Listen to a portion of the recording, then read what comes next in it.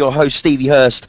What you are hearing is correct. I am back. And I'm back with a blast. I've got the guys with me, AJ and Ryan. Boys, how are we? AJ first, how are you?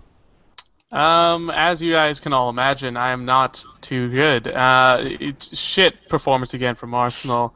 Got a lot on my plate here at school, so yeah, overall, it's been pretty shitty. Pretty shitty. But let's stay positive. That's exactly right. Let's get some positives out of this, because I'll be honest with you, pretty much like 99.9% of the Arsenal fan base right now is feeling the same as you. So let's try and do something about that and make it a bit more positive. But I'm not entirely sure how that's going to go, to be perfectly honest with you, with the lineup that we've got today. But it's all, hashtag banter. Ryan, how's it going, dude? How's it going in Phoenix? I gotta say, couldn't care less about Arsenal at the moment. It's my birthday tomorrow, and I'm going on holiday tomorrow morning. So, hey. Where are you going? I'll be going to San Francisco to attend a wedding. So, that's what you do on your birthday. Is it? 21 or 22? How old are you turning? Yeah, just barely. Yeah, just barely. Just barely 21. You wish. can have yourself your first drink. You can have yourself your first drink at the wedding. How cool is that going to be? I wish I had my 21-year-old hamstrings. I'll tell you that. Yeah. Fantastic, cool. And also we've got a hat trick of ABW. So let's go straight to Gim. Hello. Gim, how are you, fella? It's lovely to be back, I have to say. How's your nipples? Licked. Chafing? Licked. Lubricated, one would say. I haven't got the Vaseline out yet. Not yet anyway. I'm sure there'll be time for that later on. But you're doing well. I am very well. How are you? I'm doing okay. Considering. Yeah. But we'll talk about it in a brief moment. We've also got Chris. Chris. Hello. How's you? I'm alright, thank you. How are you, sir? Been a while. It has been a while, actually. It's been a very long while. Lots of things get in the way, and that's that awkward thing called life gets in the way of the Arsenal. Really Yes. awkward. Really true. awkward. And to finish off the hat-trick duo... Hat-trick duo? That's two. Hat-trick is... is Jace. Jace, how are you, fella? You muppet. Hat-trick duo. Hat-trick duo, that's it. That's the word. I've made it up. I've not been very stalkers infected you already. That's how many goals we scored last night. A hat-trick duo. Hat-trick duo. Yeah, I think Jace, I think you're onto something there. Just to put it clearly, because my job, I'm travelling around Britain all the time.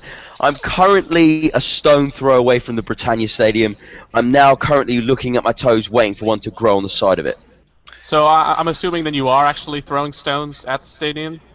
I've thrown a couple. Okay. I've thrown a couple. I've had a few. I might have a few drinks later on, and I'll check out the stadium, because I don't know if you've noticed, but it's not an enclosed stadium. You can climb over a very small a small barbed wire fence and actually get into the grounds. Good. Just you know what? I would normally say go in and tear up the field, but actually don't, because next time we play and we want the field to be nice. So actually maybe go in there, water it a bit, cut the grass. Yeah, that's it. You do realise if you go in there and take a shit on that pitch, okay, that'll be the classiest part of the pitch. They'll put a little posting round it and everything like that, and just be like, yeah, we can't touch this part. Brilliant. Fantastic. Right, drop a turd. It'll look like Bojan. Yeah, well, his history of football's not been great, has it? Hence the reason why he got let to go by Barcelona. But anyway, we'll talk about that, I'm sure. Well, no, we won't talk about that. We've got lots else to talk about.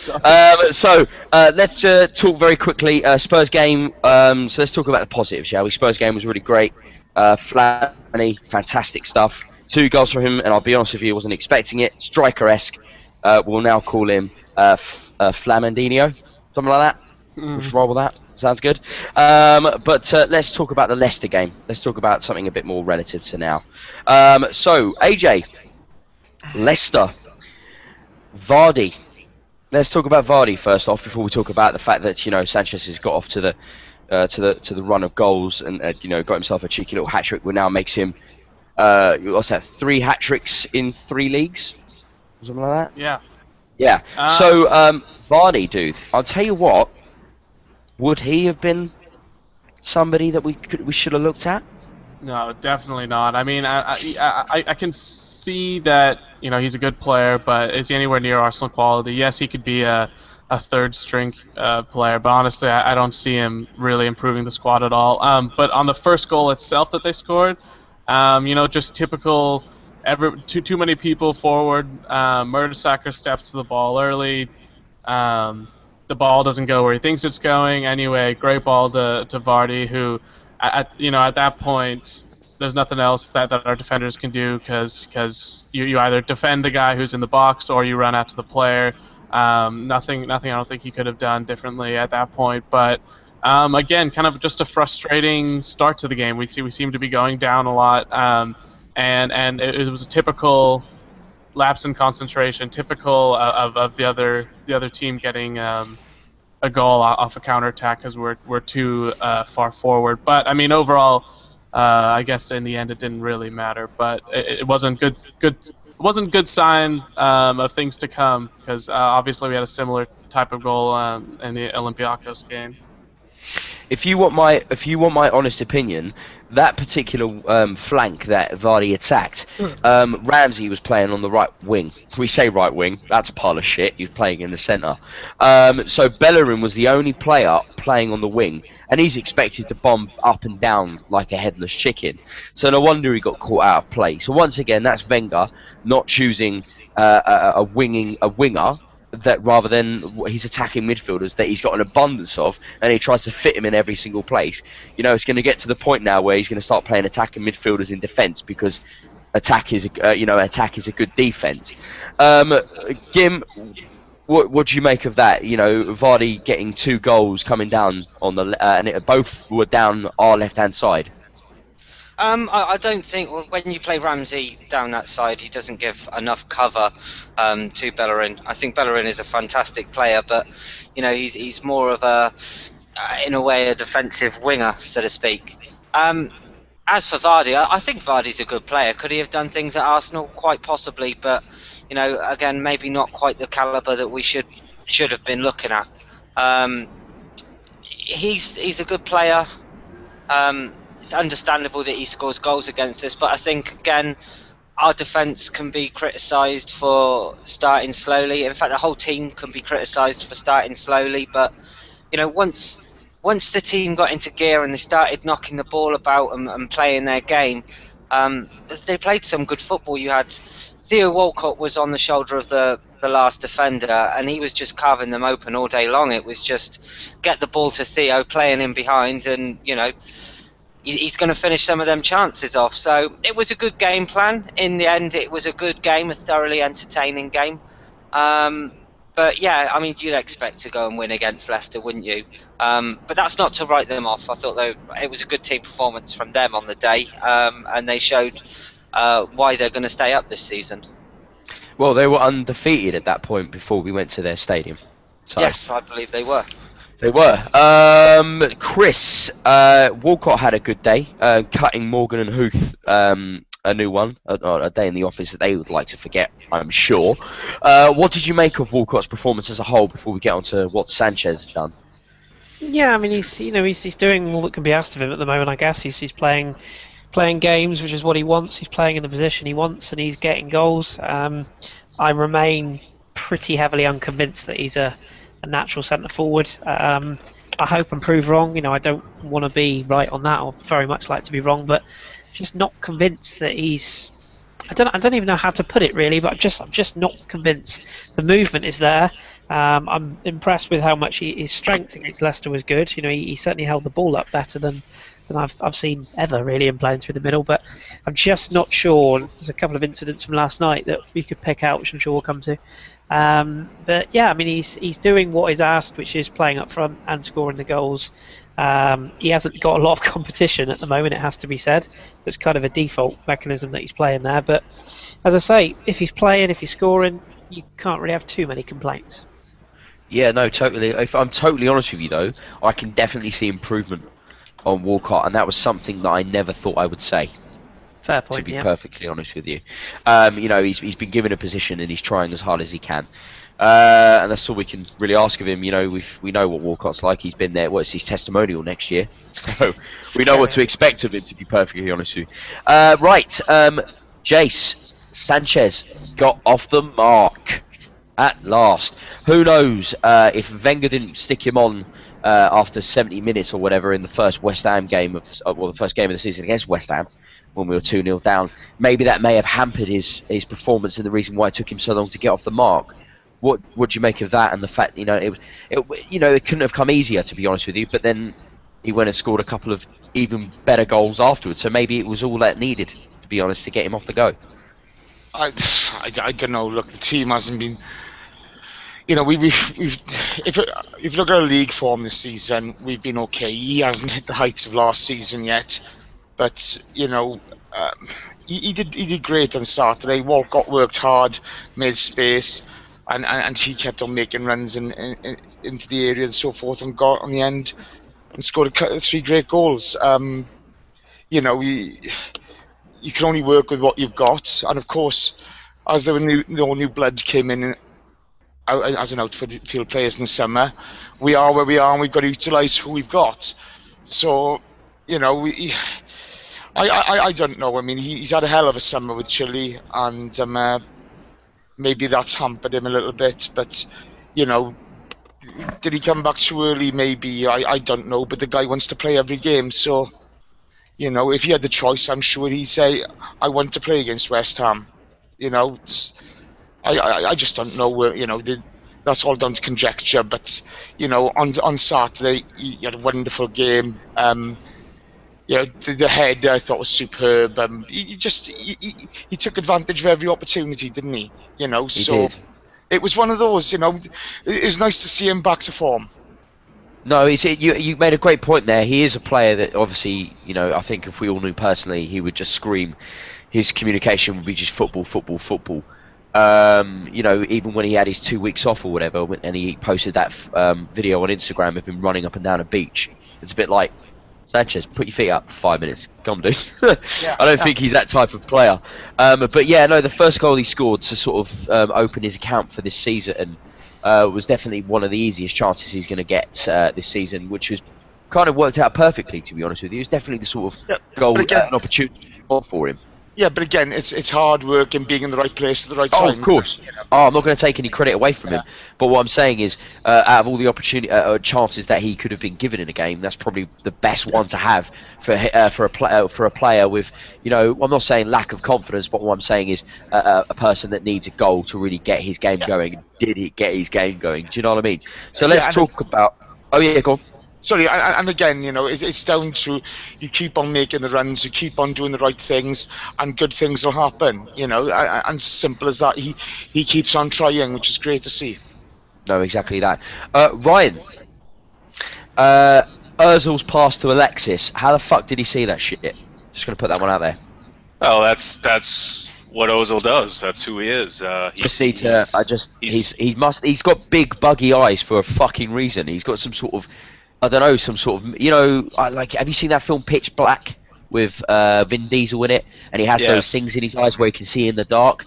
Ozil must have something very similar where he's got things inserted into his eyes for him to see through people. I think there's something onto that, yeah. I think I've got something there. I don't know. I think, you know, it just goes to show, you give Ozil runners, you give Ozil dynamic movement in front of him, he will find those options. He may not be everyone's cup of tea. That's debatable, but he will pick out that killer pass if the player is there to make the run. And you know, we need to see a good, consistent run of form between Ozil, Alexis, Theo. Those three working together in the front three of the pitch, and hopefully it's a sign of things to come. Gim, what did you make of Sanchez's second goal? The fact that he once again scored with his head, and he's like 5 foot fucking nothing.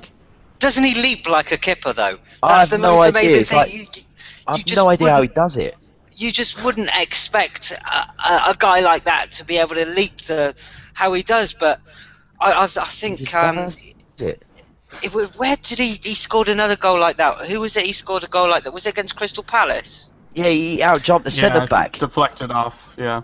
Yeah, and it's like, my God, the centre back I think was something like 6'2", 6'3", and he's fucking, he's literally the bottom of his studs are up by the guy's mangina. Yeah. But do you know what I mean? It's just, nicely. I don't know how he gets the leap that he does, but my God, it's amazing, absolutely amazing.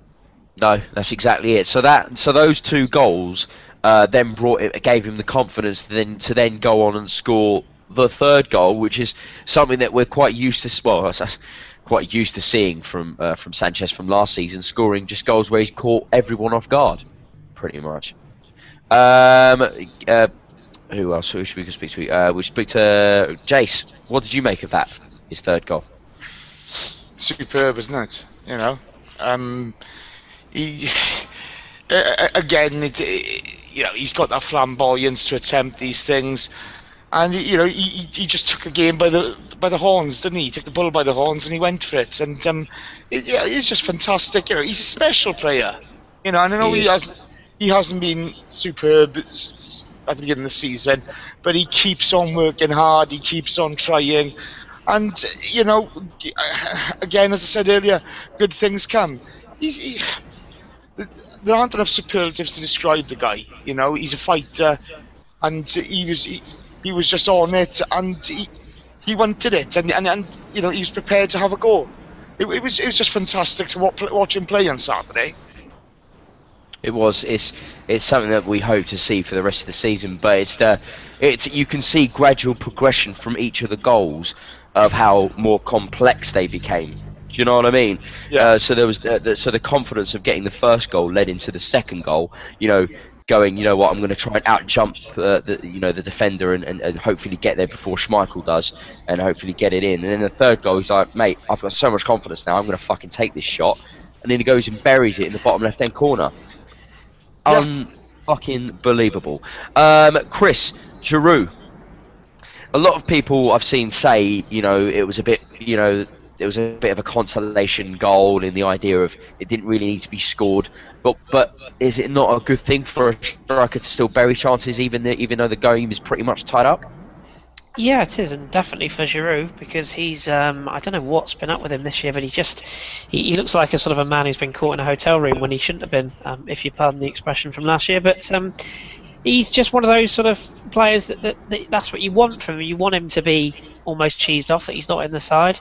The finish was actually a very, very good finish. The fact he missed one a lot more simpler that a couple of minutes beforehand doesn't exactly look good, but that finish was the classic Giroud finish across his man, and well taken. But he needed that goal. You know, we're going to need him, probably need him even more than we ever have done this season with our lack of options up front, and he does provide us with that focal point when we're playing that system. And if we can have both strikers in form, but both strikers offering something very different, that can only be a bonus moving forwards. Okay, so that was a great game, great 5-2 win, goals galore, fantastic to watch back again on Match of the Day. It's always nice to watch loads of goals being scored. But you know, we've tried to be as positive as we can, but it's really difficult when you're an Arsenal fan. Jace, how are you feeling from the game against Olympiacos, man? How are you feeling? Tell me your deepest feelings as an overall, and then we'll dissect it bit by bit. But as an overall, well, to be honest, I mean, before we look at last night, looking back at Saturday and the 2nd goal that we conceded against Leicester, where you've got people wandering about in the box and we're playing statues and not challenging Vardy. Vardy just curled it round them. He literally just curled it round them because nobody tried to take him on. He just went, all right, I'm just going to curl this around you. No worries. Nobody tried to close him down. Nope. The Ox he looked lost in the box, to be honest with you. Yeah, no idea defending. Mm-hmm. And unfortunately, that was a sign of things to come for last night. And, you know, my honest opinion, It was the biggest bag of wank I've ever seen in my life. I could not believe it. I've got it on now. I've just seen Sanchez score, and then within 6 seconds, they've gone, as we're still celebrating, they've gone down the end and they've grabbed the winner. You know, it had Monaco from last year written all over it. It's Tottenham last year written all over it. And, you know, inept doesn't do it justice. It was dog shit football. Dog shit performance when we desperately needed 3 points.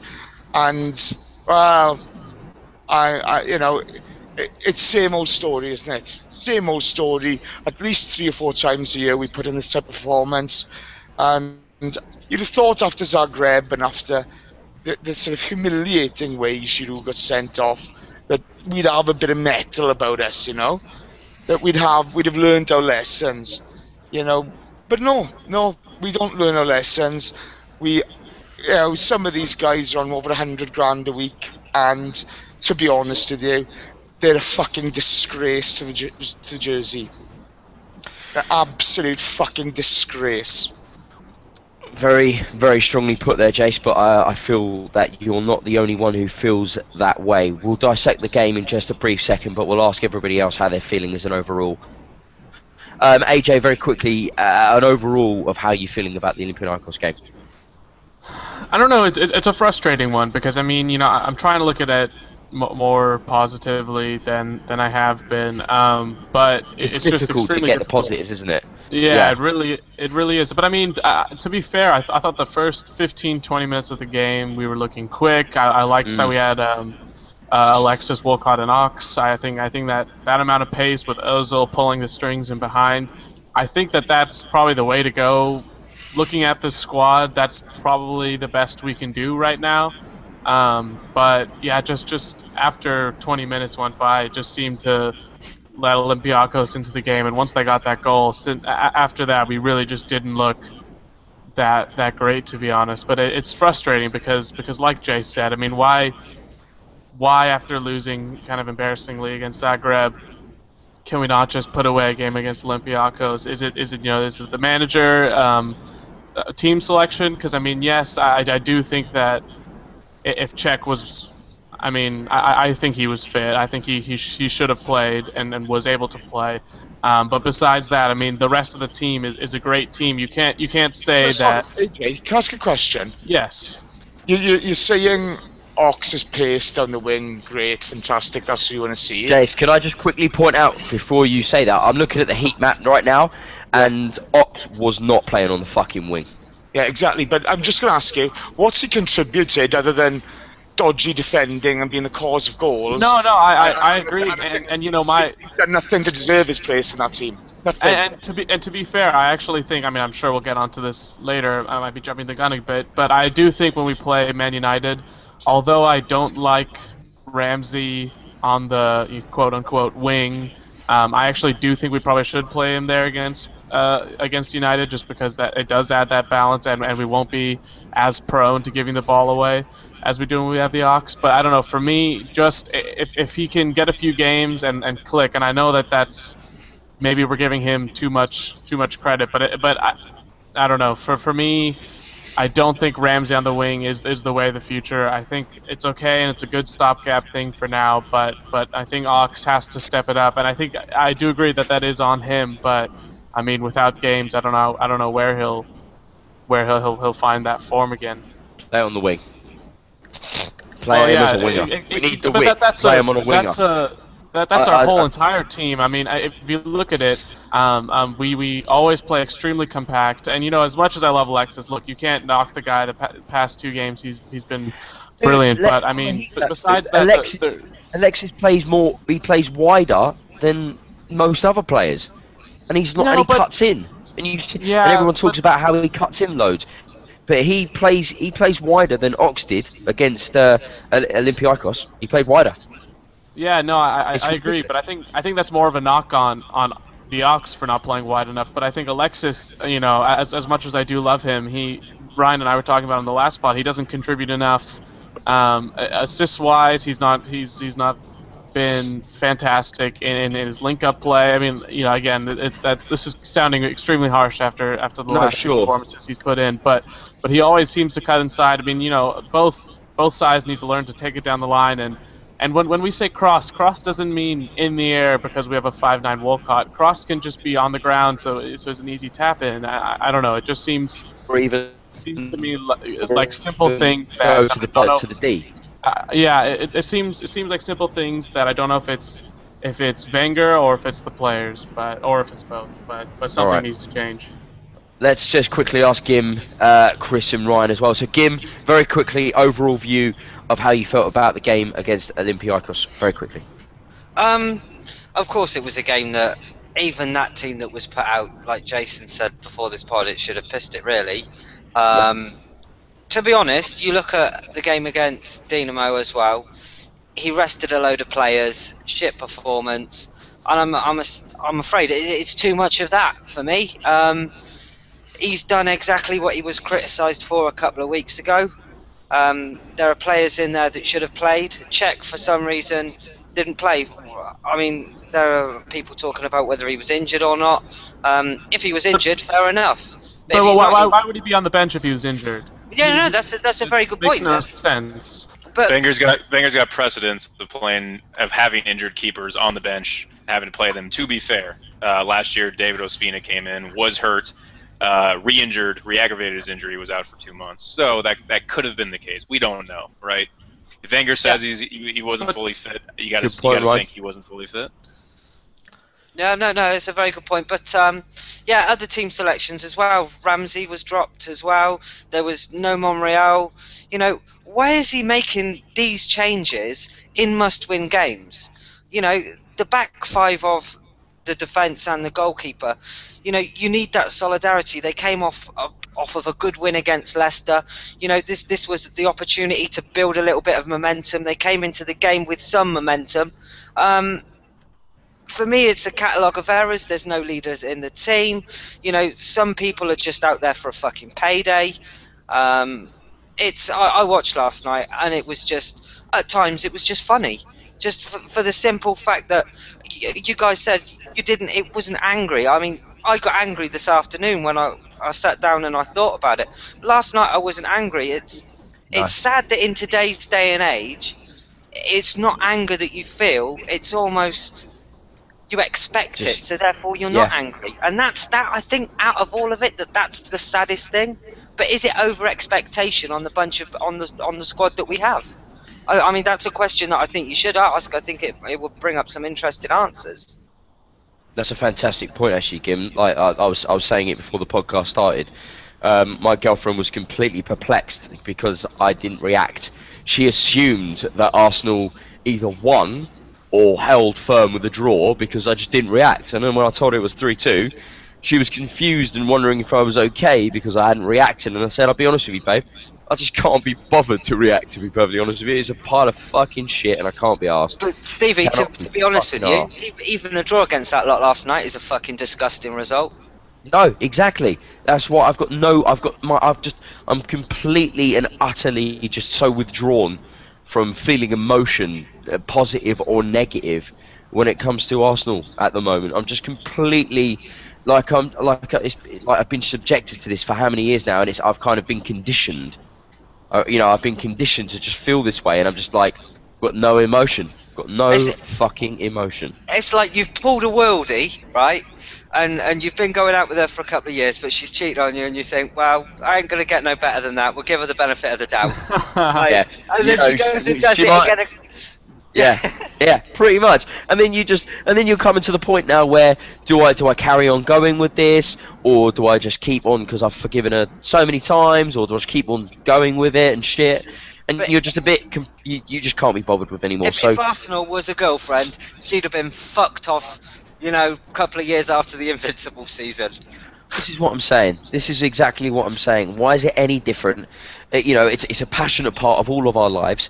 We make podcasts about it. We make television shows about it. We make web series about it. We blog about it. We talk about it non-stop to our friends, tweet about it, Facebook, and at their football players and shit like that and moan about it. But the moment, when it doesn't go right and everything like that, we all just go, nah.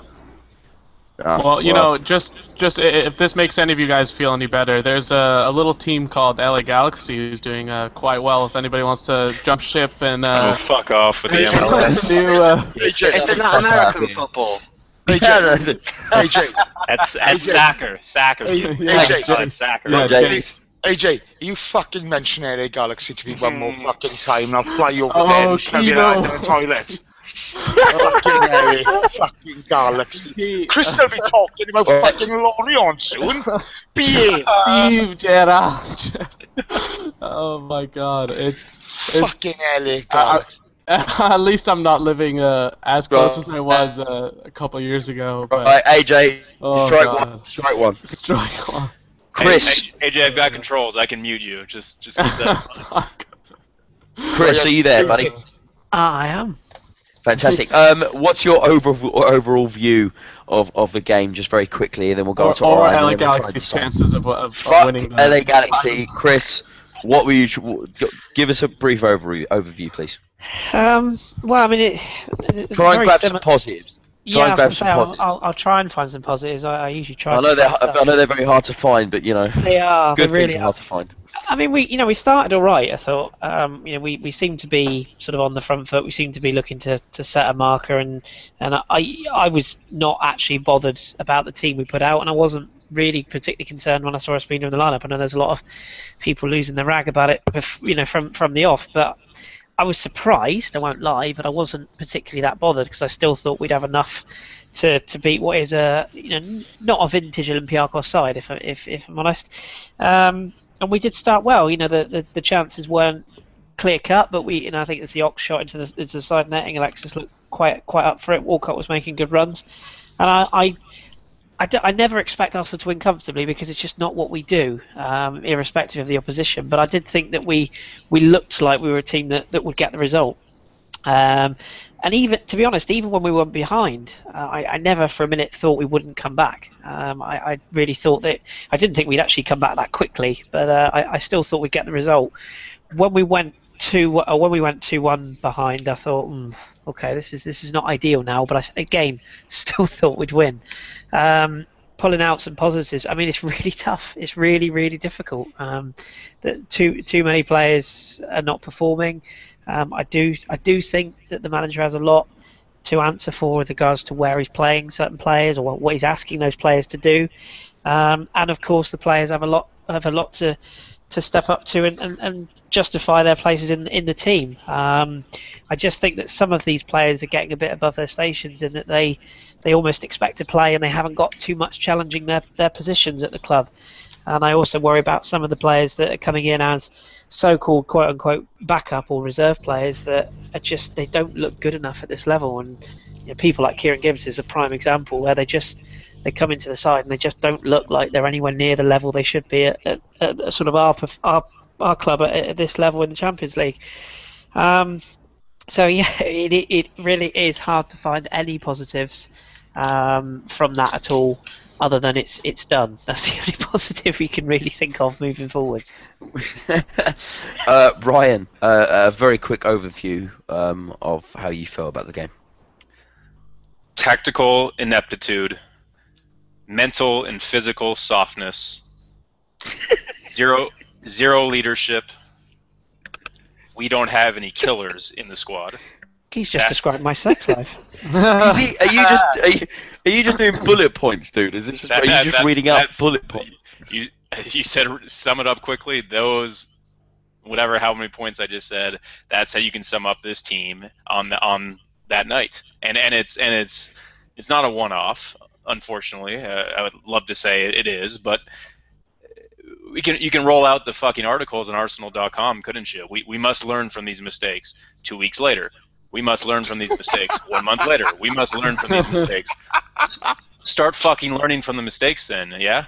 I mean, it's the same mistakes. It's no shape in the defensive positioning whatsoever, no leadership, no vocalness from anyone, but especially the captains, especially the central defenders, especially the manager. Alexis Sanchez, God bless him, he's probably the only killer we have in the squad. And where he goes out and wants to fucking murder everybody and will not ever stop until he does. Everyone else, too nice. Santi, too nice. Mertesacker, too nice. Good banter, good lad, too nice. Sorry, I apologize. Coquelin, he's a killer. He's got that in him. Why the fuck is Santi still wearing the captain's fucking armband? It's a joke. Hey, he's a nice guy, huh? It's a political game for Wenger. He wants what the fuck? I'm just so everyone confused. Happy. He wants to keep it harmonious. That's why he plays That's why he plays Ospina, because he gave him his word to, you'll play in the cups. Oh, fuck his word, man! You play the I agree. best. He's got to be ruthless. He's got to be ruthless, and he's got to start taking names when those names do not perform, and he doesn't. So what's the solution then, Ryan? Because I agree with every point that you've made, but is there an internal solution for the captaincy, or do we bring somebody in? But I mean, I'm not sure bringing somebody in if he's going to come in straight away and be captain. But no, I don't think it's a I don't put much weight in someone wearing an armband. I think it's more of actions on the field. It's more of what goes on behind the scenes. So then I'll rephrase it. Do you think there's somebody that we can get that has that, or do you think we need to change our players, or do you think our players even have the ability to change into being more aggressive, assertive? Here's what I'll say. In my experience in coaching, it comes down to this: your team, your players take on the personality of your head coach. Okay, if your head coach is very laid back, very hands off, very everyone kind of do your thing, figure it out, that's how the players will behave on the pitch. If your manager is demanding, holds people accountable, is aggressive, is vocal, that's how your players will act. Look at Diego Simeone at Atletico. Yeah, his players play with a fervor, with a frenzied, frenetic anger, which they were able to beat Barcelona and Madrid for the La Liga title a couple of years back. We are soft. We are a soft team made up of soft players, and that's Ryan, yeah. When we won the Invincible season, we had Patrick Vieira as captain. Arsene Wenger was still laid back. Arsene Wenger was still calm. Okay, he just hasn't brought players into the club to set the tone. Exactly. The tone is set on the pitch, okay? And whether the guy's captain or not captain doesn't matter. There's people who play a leadership role on the pitch. And every fucker is so laid back with us, it's beyond belief. The shithousery of the first goal from last night, with Ox turning his back on not exactly a thunderbolt of a shot. Jace, let's talk about it then. So we conceded on the 32nd minute from a player called Pardo. Never fucking heard of the fucking bloke. No, he's scoring with the women and scoring against Arsenal. Pardo scored on the 32nd minute. Jace, what the fuck happened? Well, if you go back to, is it Fenerbahce last season or was it Galatasaray? I can't remember who played last season. And the Rambo goal. Okay? Gala, thank you. The Rambo goal, similar kind of move. Bit of a different shot. Absolute worldie of a goal from us.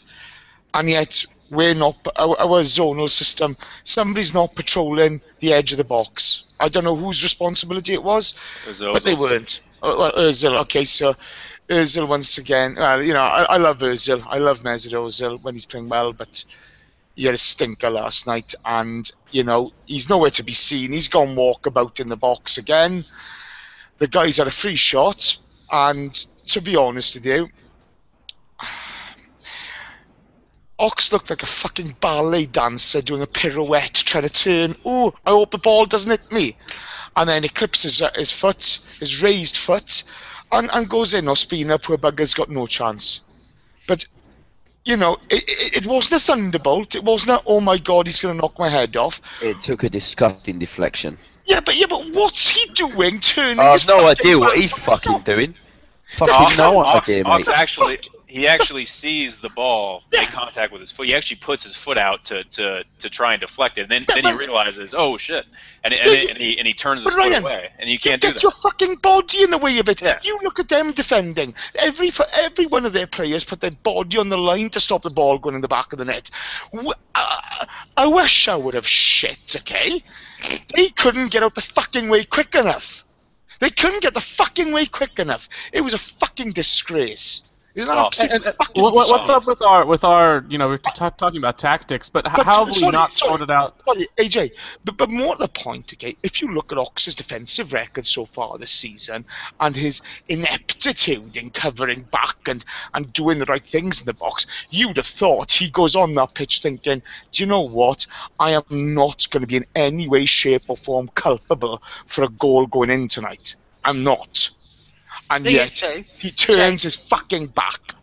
Jace, the problem is that nobody is held accountable. And it's like he said in the press conference afterwards, I don't need to justify my fucking selection to you. He does need to justify his selection because he's on £8 million a year. The selection, okay, Ox on the wing is what majority of the fan base has been calling for over since the start of the season, you know? And yet the guy's done nothing to win his place. I agree, Arsene Wenger's culpable. Okay, I do, you know, but Arsene Wenger's not between the ball and the goal. The Ox there has let himself down, and it's a shame because he's a cracking lad, he's got a cracking attitude, and he's really got the skill set to do well. I don't understand what's going wrong with him, and you can talk lack of game time all you want. That's not the reason for turning your back on a shot at goal when he needs to get his body in between it. You know? And you don't get your body in between it by turning your back. You stay square onto it. And it was, you know, I mean, don't get me started. It's just, you know, people are talking about the Ox being world class. What a fucking joke. The guy doesn't deserve to be on the bench at the moment. You know, and for all of the pace we had in this team yesterday, you know, you don't see anybody banging on, trying to make a run and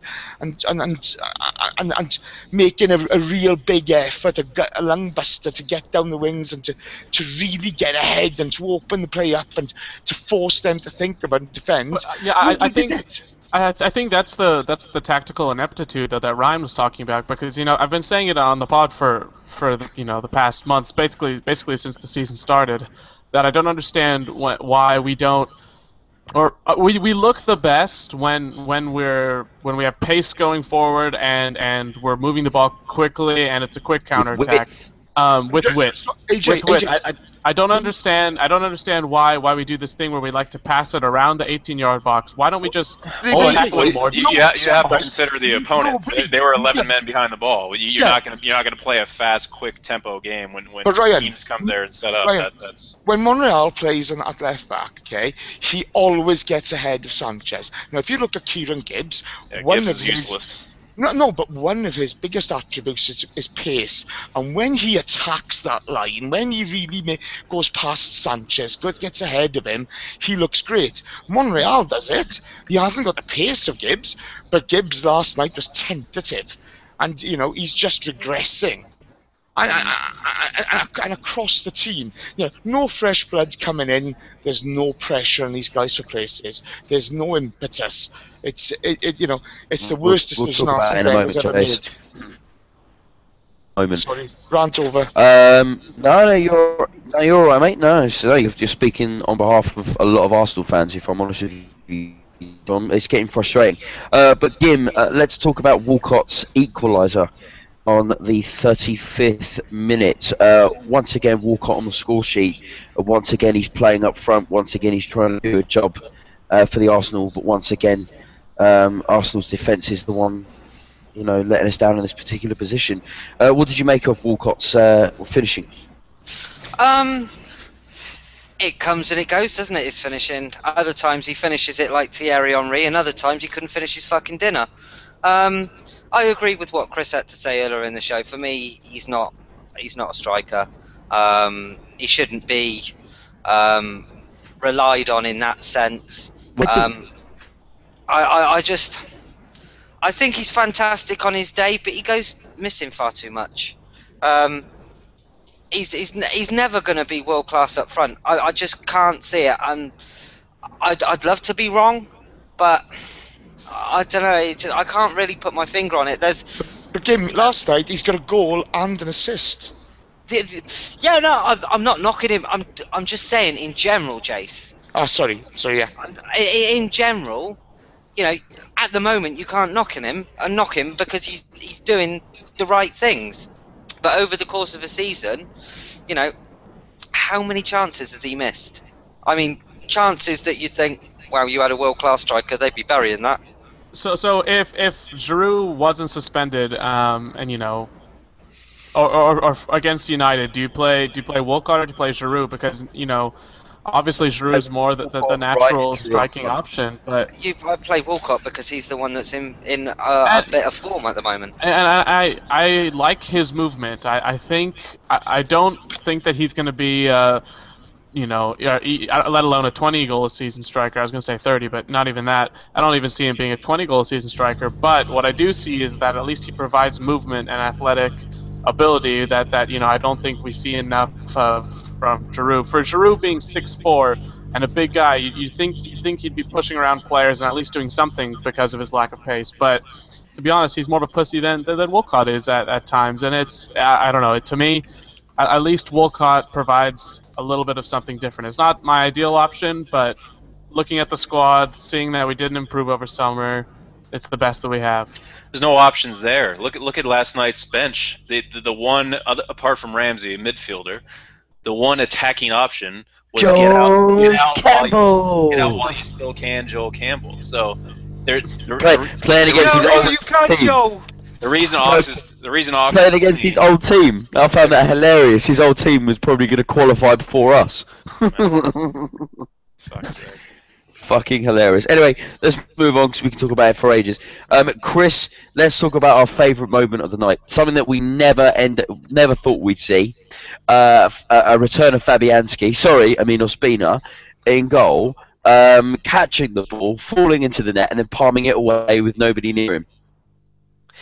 Yeah. What do you want me to add to that? just so we know we're all on the same page here. The goal was given to the striker, but on the Arsenal website, it's been classed as an Ospina own goal. Oh, it's his own goal. I don't think. Don't see how anyone could see that any differently. Last night they classed it as the.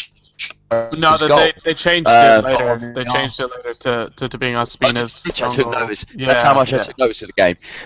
So there we go. That's pretty much sums it up. But Ospina own goal. Wow. Yeah. I mean, it's an error. There's no two ways about it. Whether you're a fan or not a fan, he's made an error. It's simple as that. And like a couple of the guys said earlier on, every goalkeeper will make them. Our other goalkeeper who's on loan at Roma last night didn't have a particularly good night either, so it must have been one of those full moon or something. But isn't Chesney? I thought Chesney had a broken finger. He did. They've rushed him back because De Sanctis is also injured. So they've had to fall. Well, I say rushed him back. He was fit enough to play. I think he was heavily strapped, but not the best of ideas. I don't think it's fair to say. That sounds like the stupidest idea I've ever fucking heard. For a goalkeeper as well, right, yeah. Anyway. But I don't. But no, I think it's a strange one in the first place because obviously we've seen Madrid do it, Barcelona do it, where they rotate goalkeepers for cup competitions, and I think sometimes it can work, sometimes it can't. I think my main issue with last night is I don't personally believe Peter Cech was injured, or if he was injured, it certainly wasn't enough to keep him out of playing the game. If that was the case, he wouldn't have been on the bench, and I think we've proven that by didn't we have Matt Macy on the bench last time out in Zagreb? So I really don't think that Cech would have been on the bench. I hate agreeing with Glenn Hoddle, but he had a good point last night on BT when he said, your goalkeeper can get injured in the first minute, so if he's not fit, what would we have done then? Said, actually we can't bring him on because he's not fit. He would have been available should Ospina have got sent off or injured. So I think Arsenal's dropped a bollock there. That being said, it's very fine margins because if we win that game 2-1, 3-2, 7-6, whatever, not as many people are going off on one as it is. And what I would say is that although obviously, yes, he has made an error there, and he's obviously misjudged it, because I think the reason he drops the ball is he's trying to prevent it from going over the line with him as he falls back in. What he should have done in hindsight is either stayed in his line or tipped it over the bar in the first place. But when he's made that error, what you can't legislate for is that's one mistake, and yet we've conceded 3 goals. So it's not all down to him. I've seen a lot of people today sort of criticising him, saying, "Oh, it's all Ospina's fault." Well, that's factually incorrect. What I would say is it doesn't help when you're making 3 changes in the back line, Gabriel coming in and Gibbs coming in and the goalkeeper. So you've changed 3 of your back 5. Now that does unsettle a side, and it showed, that the confidence was playing not with a there. base of consistency. Jace, quickly over to you, buddy. Sorry, I'm just watching this Ospina thing again now. I'm watching it here. Okay. Put yourself through it. Yeah, last season he was he dropped the ball on a load of occasions in the area, and you could see this coming from a mile away. This is something he has to eradicate from his game, and he hasn't. He was under no pressure there. Jace, I don't think it's anything to do with him being able to eradicate it from his game. I think it's an issue of he's not tall enough to be a goalkeeper. No, mate. I think he overstretches. No, sorry, you've got other people smaller than being goalkeepers, okay? He drops a ball in his area, regular occurrence, It's a habit he's got. He's not falling into the goal, okay? He can keep that out. He can push it over the over the posts, okay? He just goes down all the time, There's no pressure on him there. There's no pressure on him, and if he's concerned about him taking into the net, chuck it over the bloody posts, But again, he's a clown. That guy's a bloody clown, and it's a shame because I don't want to think about players like that. But if you look at him since his debut, he just regularly, when his arms are up in the air, the ball hits the deck straight away with him. He just lets it slip, and I'm sorry, but okay. We did lose 3 goals, and they were all defensive errors. It's not just him to blame. It's not just him to blame. He's not. He shouldn't be the only whipping boy for this. As Chris said, there's 3 dog shit goals we've given away. Dog shit goals last night. But dropping the ball into your own net doesn't fucking help, does it? I think the goalkeeping, something Jason said there as well, we'll agree to disagree on the falling backwards thing, but what I do agree with Jason is that if he does have this habit of dropping the ball, absolutely. I mean, I watched a lot of him, in the French league, and he did do the same then, and he does the same for Colombia. What I would say then is if that is an issue, which on the continent it's not as much of an issue because goalkeepers do it, especially in the South American football, which is where he's from. And in sort of the lesser leagues, it is a common thing for a continental goalkeeper. You can't do it at the top level in Champions League or Premier League football. And what I would say to that then is, how's he being coached? And we've been over the goalkeeping coaching issue at Arsenal thousands of times before. But if he's not being coached, again, I think there's a bigger issue there in that the player's not had this weakness identified to him. And if he's not, then he can't learn. Chris, I can think of 1,000 other opportunities where we don't seem to sort the fuck it out. For example, taking offensive corners can't be the first man. Defending corners can't seem to mark anybody properly, hence the goal that we conceded after a minute of Sanchez scoring. There's a multitude of other moments where Arsenal seem to just not fucking focus on it. How many times do you see, even to this day, when Arsenal get a corner, you just go, I don't want a corner, because it's pointless. It's fucking pointless. Arsenal having corners is just, I don't know. It's fucking pointless. There should be a rule instigated into the rule, but purely for Arsenal. When there's a fucking corner, I prefer to have a fucking throw on. Yeah. It's fucking ridiculous. Sorry, ran over.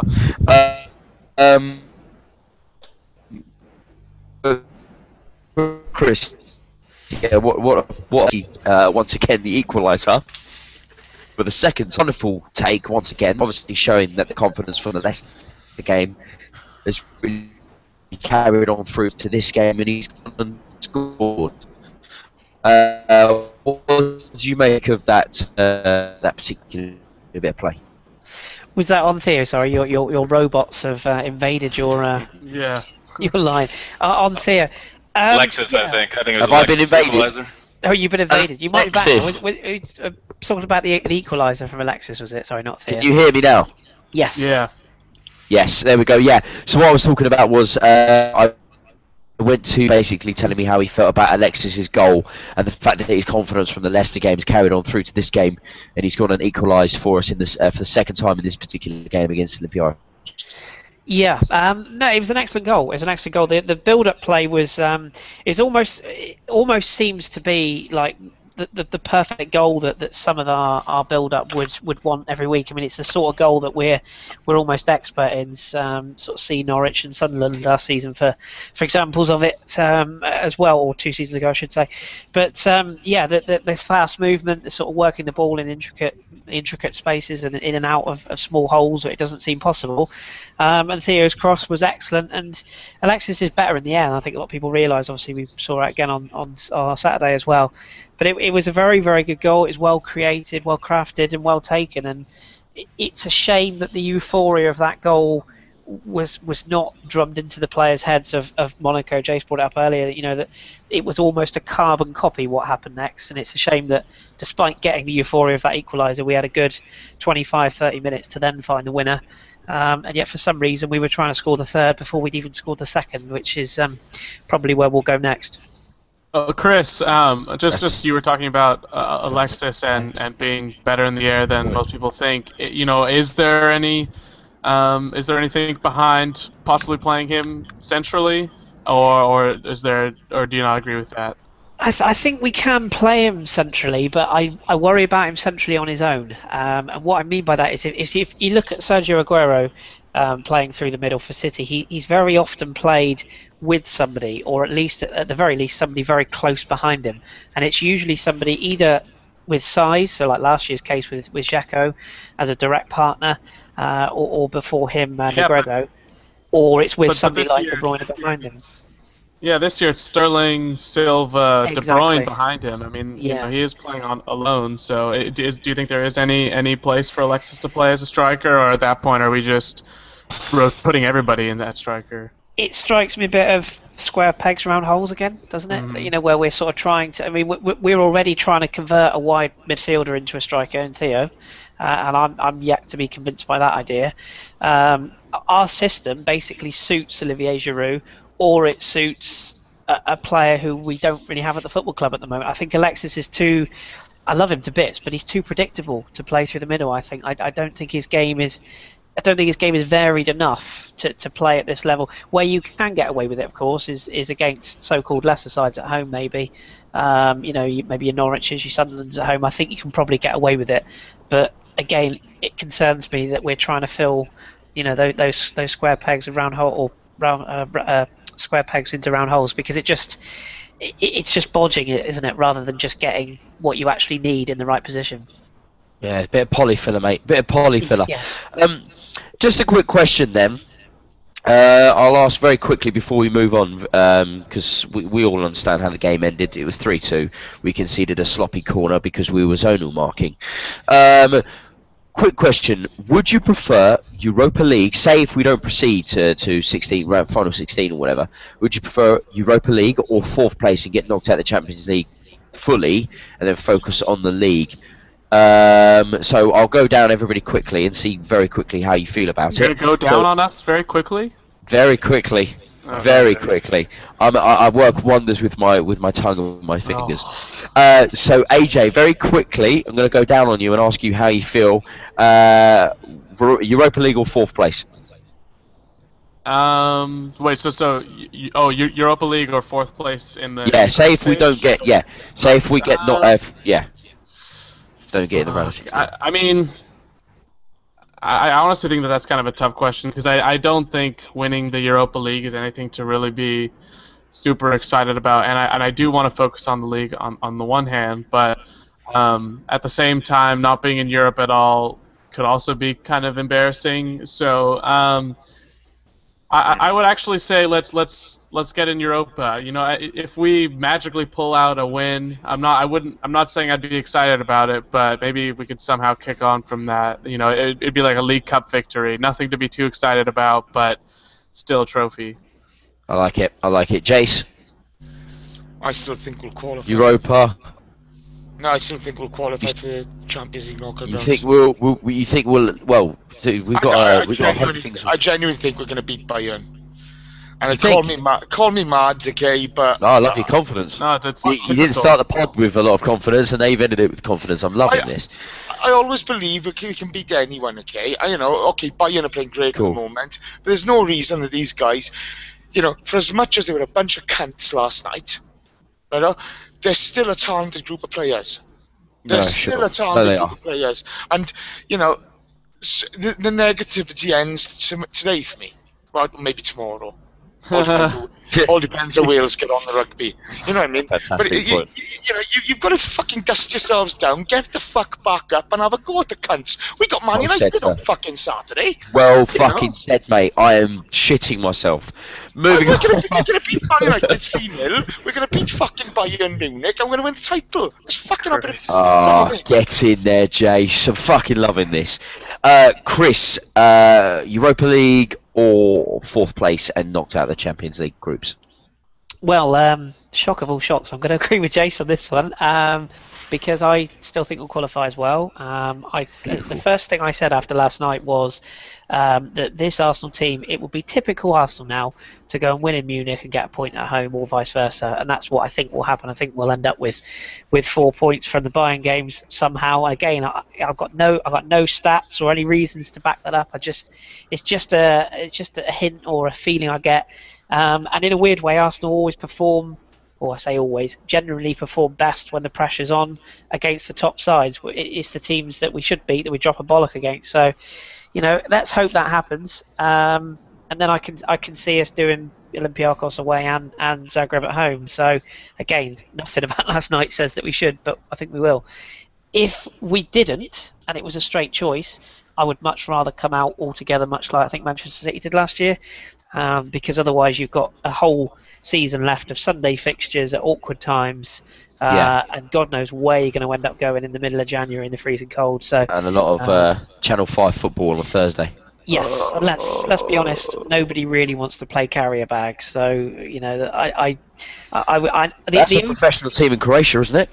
I believe so, or Sainsbury's, one of the two. The only, very briefly, the only reason that I could even imagine the Europa League would be remotely fun was it brings back memories of a Ray Parlour hat-trick against Mönchengladbach all those years ago. I don't know if you remember that far back, but that was the last time we were in what was then the UEFA Cup, and that was a lot of fun, but I think times have moved on a bit since then, so it's probably best we come out of it all together. Oh, exactly, well said.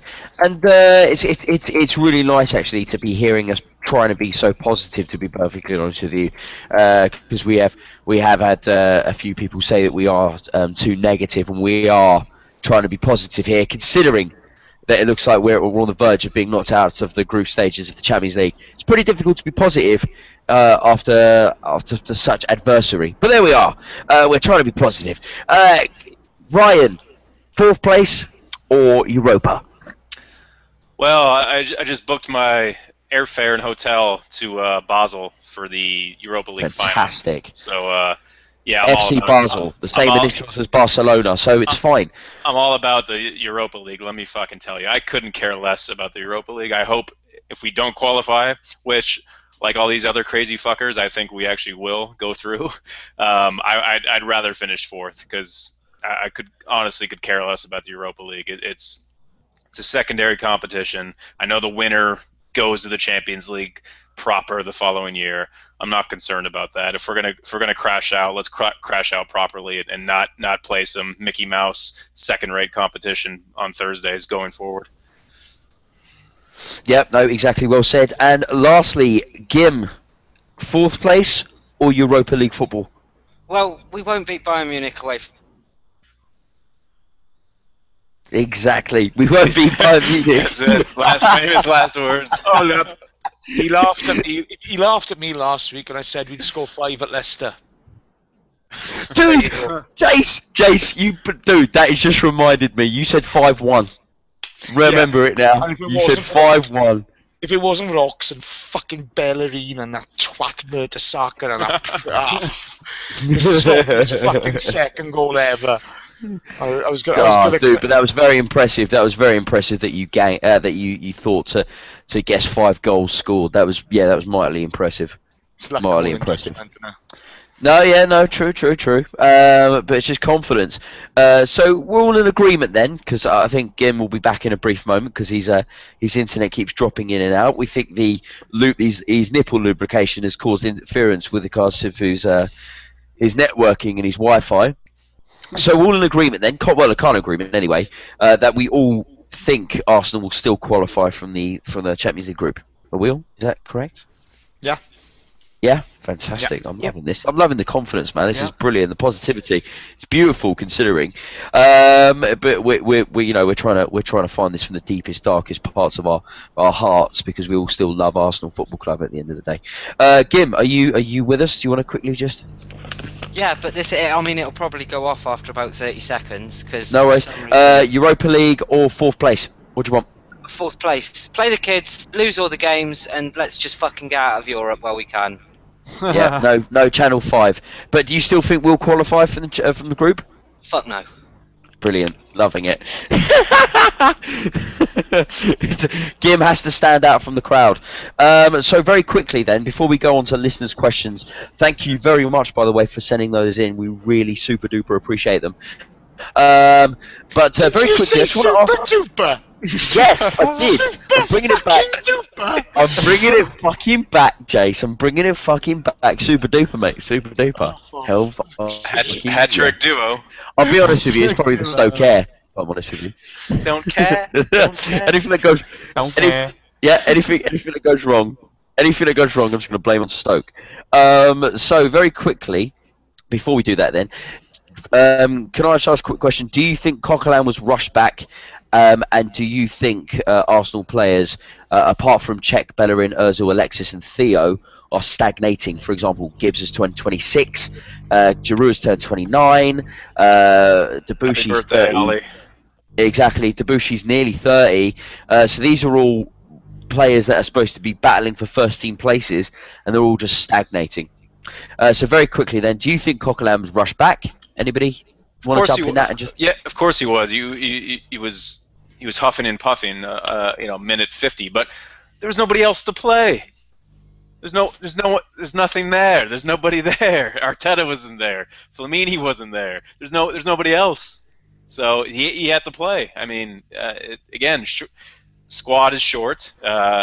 Injuries killing the team, and usual. Same shit, So yeah, he was rushed back, but he had to play him.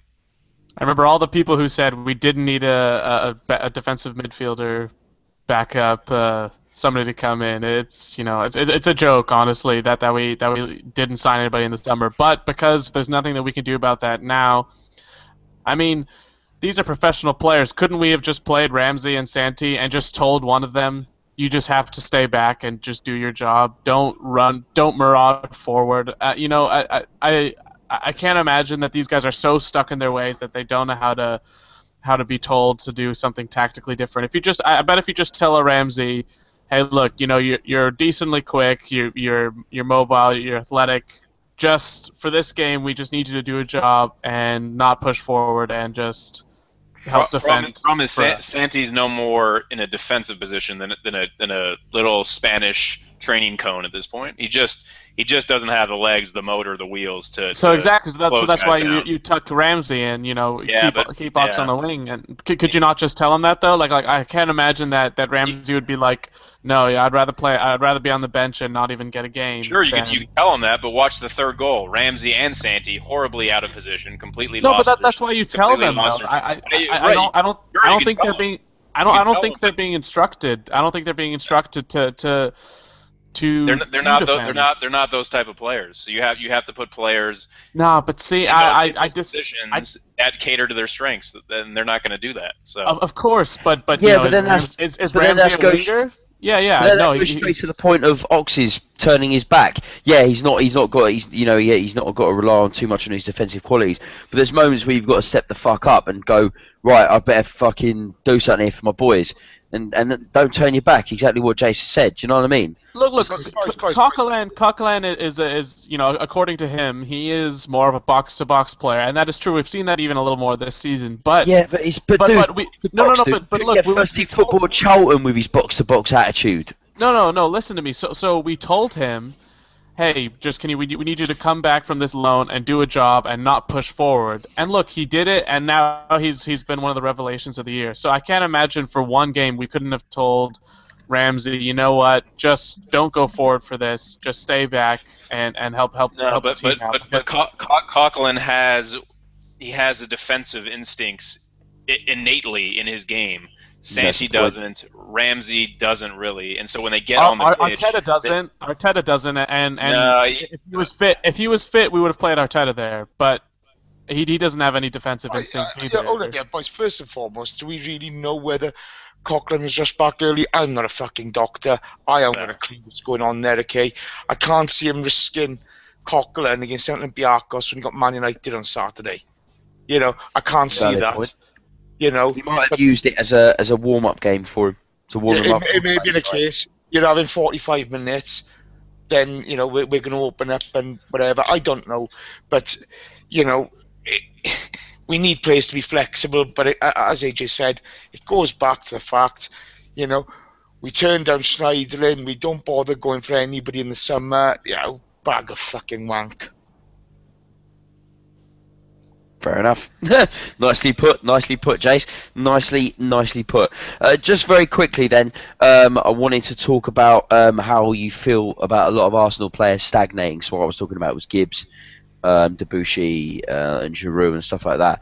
Do you feel that a lot of Arsenal players are stagnating? There's not a lot coming up through the ranks apart from Jeff and Fortuna and stuff like that. There's a couple of players there creeping around, but we said that about Akpom, and he's on loan. He would have been a great possible opportunity for a backup striker, something a bit different. Do you feel? Does anybody want to jump in and feel a lot of Arsenal players stagnating to the point where you feel that they've peaked their potential, and it's just going to be a downward spiral from now? Like Debussy's he's crushing and burning, and it's making me upset. Debussy's had no games. You've got to have games to play to get back in. Sure. As somebody said, if they're not involved in the first team, they're just with the fitness coaches, with them Forsyth, going through motions of it. Debussy's just come back from basically having a season out. It's easy to pick on Debussy at the moment. Okay? No, I'm not using. I did mention Gibbs as well, and Giroud and stuff like that. Gibbs, sure. Regressing, but to be fair, we've not played great football this season. As a team, we've not played great football. Something's not right. Let's hope we click on Saturday and people can refine their form. But I like watching the Arsenal play when we're playing one-touch stuff.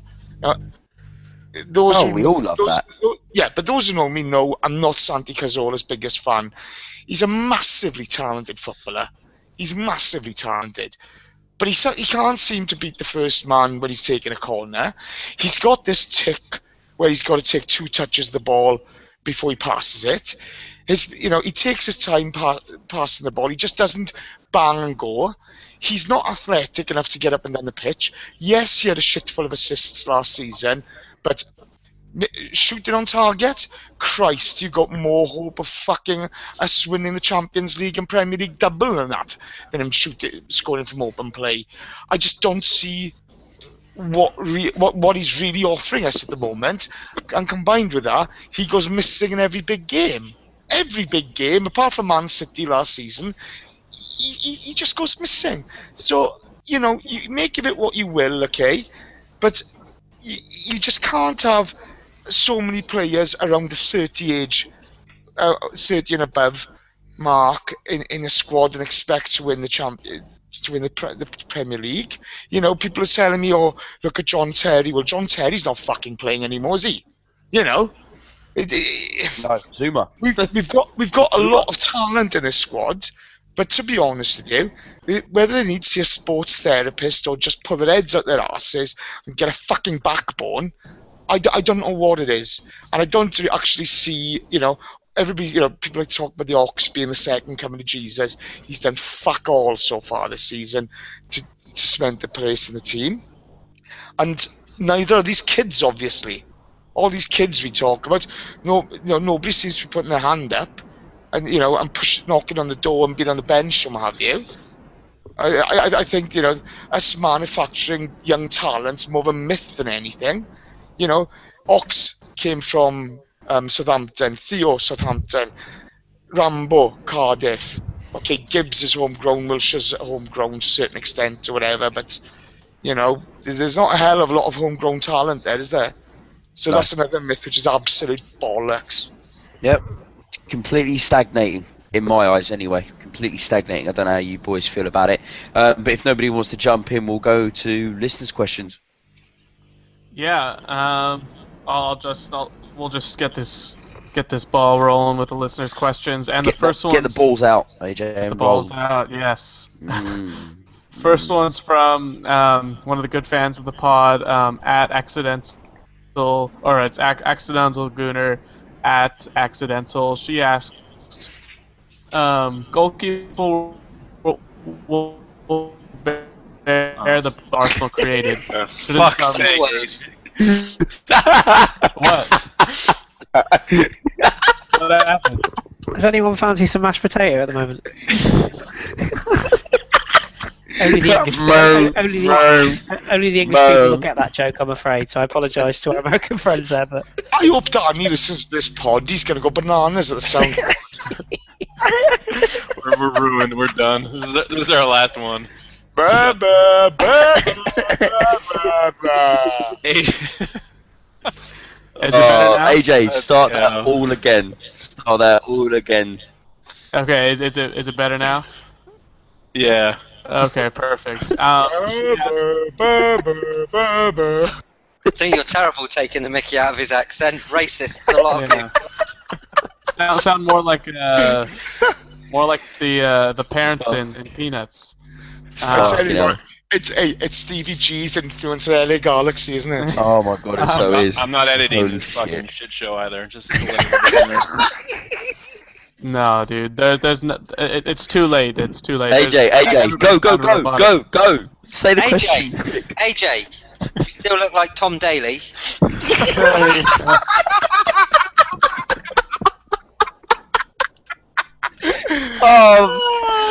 AJ, how's the budgie smugglers? They're feeling all right?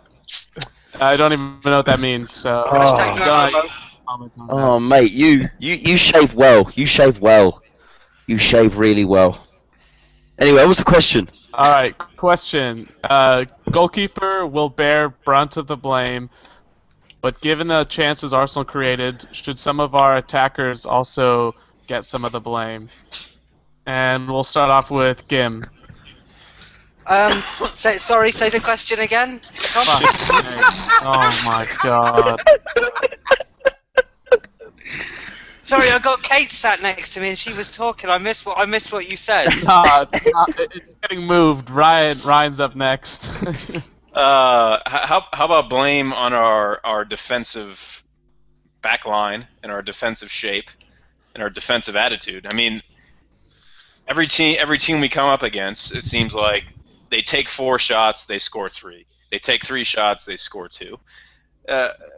We just concede far too easily. I mean, I don't think our attack is any issue whatsoever. I think, and again, considering, look at Olympiacos, they're always going to sit there 11 men behind the ball. I thought we actually broke them down fairly well and created a good number of chances, considering what we were coming up against. So, we're just far too easy to score against, and I think teams know that. And they have one way to say there's a blueprint to beat Arsenal right now. Every team knows it except us. We're the only team that doesn't make adjustments against ourselves, and that's the most damning and frustrating thing is we're found out against, especially these smaller quote unquote smaller teams that come in. They don't fear us. They say, okay, here's how you beat Arsenal. You sit back, You hit them on the counter. You hit them, when they push forward. They're gonna capitulate. They're soft. You push them around a bit, they'll give in, and that's what we've done. So slap them about, promise them the world. Yeah. You want to criticize somebody, you criticize the supposed leaders, the experienced players in the squad who keep making the same mistakes, i.e. Per Mertesacker, i.e. yes, Ospina, i.e. Gibbs. These guys have no excuses to be performing like this. Let's be honest, boys. Every single cunt who wore the shirt on last night deserves criticism. Except Alexis. Actually, he missed a couple of opportunities as well, so fuck him. Nothing gets past Jace. Nothing gets past him. I'm not fucking happy. Really? No, honest. Oh, I know. okay. I know I'm trying to brave face, boys, but still. No, that's fair enough, man. Fair enough. We're all feeling the same, buddy. We're all feeling the same. AJ, next question. Yeah, from another good friend of the pod, at Canelli Peter, and he asks, the obvious cue is, why doesn't our game plan hold up in Europe? And I'll give that one to Chris. Because we haven't got one. Who is... Good question. And hello to Pete, by the way. Good guy Pete is. Why doesn't it work? Weirdly, our style should suit Europe better than if anything, than it should the league, really, because of the way that our sort of our fast counter attacks go, and playing away from home against teams that would often sort of sit deep and then try and bring us out away from home. It's a very strange one. I think it's set up to work, but only against teams that actually attack us. In the Premier League, obviously, teams need points. So that, when they come to the Emirates, yes, you expect them to sit deep and we have to break them down. But when we go away from home, there's more emphasis on those teams to get points, particularly the lower sides that we can pick off seemingly a little bit easier. They have to maximise their home games, and when they play quote unquote the big four, it's kind of a freebie for them in the Premier League. They can just go out, and if they lose 3-0, people go, oh well, you've lost to Arsenal, City, Man United, Chelsea, whatever it is.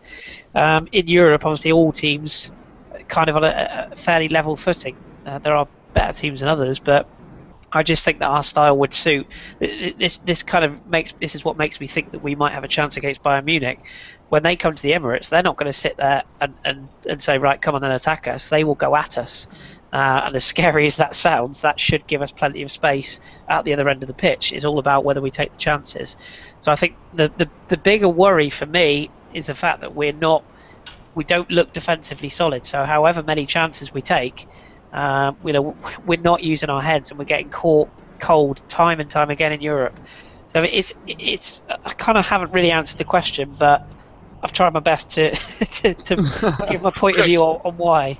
Chris, I'll summarise it for you, because we keep on giving away stupid fucking goals. Yeah. We do not execute properly, we don't take advantage of our fucking chances, and we give away dog shit fucking goals week in, fucking week out. It's not the game plan that's wrong, it's our execution on the pitch. It's a bag of wank. And how many times do you hear us say, oh wow, the opposition team played fantastically against us? It's never that. It's always us doing something wrong and just them just being there. Because I mean, almost all the goals and bad play that we produce is almost always our fault, rather than the other team being spectacular. Bang on. If you look at Monaco last season, boys, they didn't have to fucking work that hard for that victory at the Emirates, and neither did. I know they did work hard, but that's all it was. Get men behind the ball, exactly the same as Olympiacos last night. Hit us on the break, and we'll crumble like we'll fold like a cheap fucking deck chair. Look at Bayern. Okay, they go to Zagreb, and they turn them into the fucking pub league Sunday side that they are, 5-0, yeah. and they played back. They played Joshua Kimmich, who's a very good young player, but hasn't started a game for Bayern. He goes and fucking bosses them. I mean. That's the mentality of a team that knows they're champions, that has competition for places, that has killers in the side. And they go in and they step on teams' throats. We go in, we're timid, we're feeble, we're scared, we're Would it be a possibility for us to score a goal against you today? Yeah. Yeah. The biggest worry, like Jace is there, is that we look easy to beat at times, and we almost it's almost like teams go to the Emirates. There is no fear anymore. No. The atmosphere doesn't help, and I'm not in any way slating our fans. I'm just saying that we don't seem to get up for European Cup games. I was listening to what Raj had to say last night on one of our groups, and he was just saying that it's almost like we just go Champions League, can't really give a fuck. No one seems to really be into it. And you look at Manchester City's fans at home; they're the same there. They can't sell their ground out. And it's almost like teams feed on that. They go, there's no fear. They come to the Emirates. They go, hey, you know what? We can actually get something here. Whereas I bet you dollars to donuts, no team goes to the Bernabeu or the Nou Camp or the Bayern Munich's ground. They don't go there thinking, we can get something. They go there thinking, well, if we come out only losing 2-0, that's got to be a bonus. And I think that the fear factor at the moment is gone because of our inept performances when it really matters. Chris, for you, when was the last time we had a decent game in Europe when you could walk away from a Champions League game and go, God, you know what, we played really well there? I'll half answer it, half not answer it. What I would say is I can't remember a specific performance, but what I will say is that the ones that come into memory are Real Madrid, Henry, Inter Milan 5-1, and Bayern Munich 2-0, which is most away to Dortmund 1-0. Yeah. But what have all those got in common? They were a long time ago. If you're talking recently, then guys, the first 20 minutes, half an hour of the Napoli game. Yeah, that's fair. Yeah, but again, what was that? 2.5 seasons ago? Yeah, but guys, we've beaten Dortmund a couple of times in the last couple of seasons. In the group stages, and we performed really well. Okay, we remember going away to Inter Milan. And that team, no Dennis Bergkamp, Parler and Edu in the middle, right? But we got humped by them at home. Yeah. Absolutely fucking humped by them.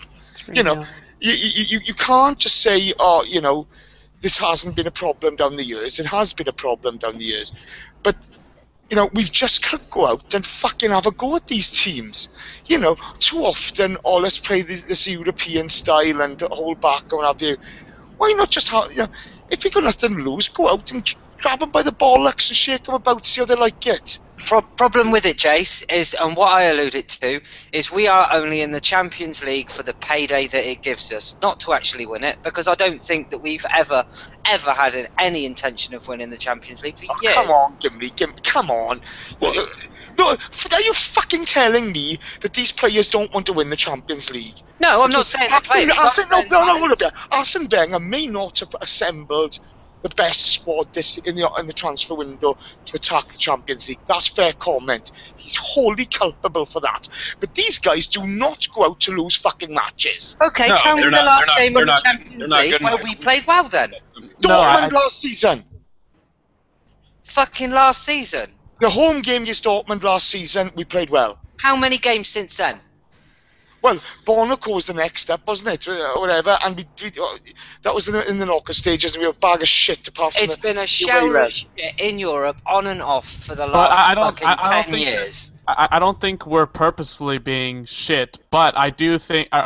I don't know. I don't. We're purposely being shit and trying to get knocked out. I just think we're just. I just don't think we're good enough. I just don't think we ever looked.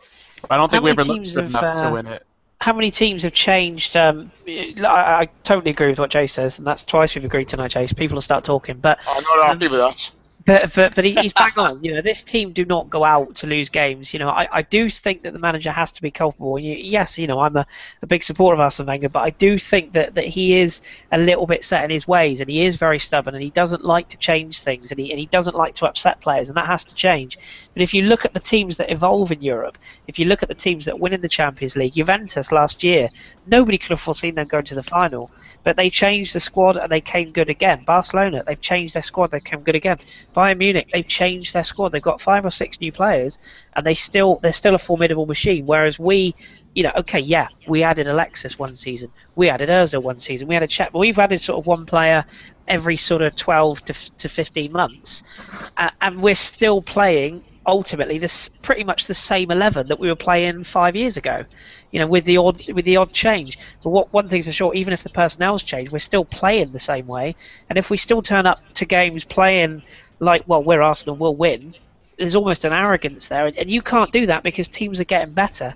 And however bad or however easy Monaco should have been last year, however easy Zagreb should be, however easy Olympiacos should be, you've got to earn the right to play these teams. And if you don't do that, you'll get beat.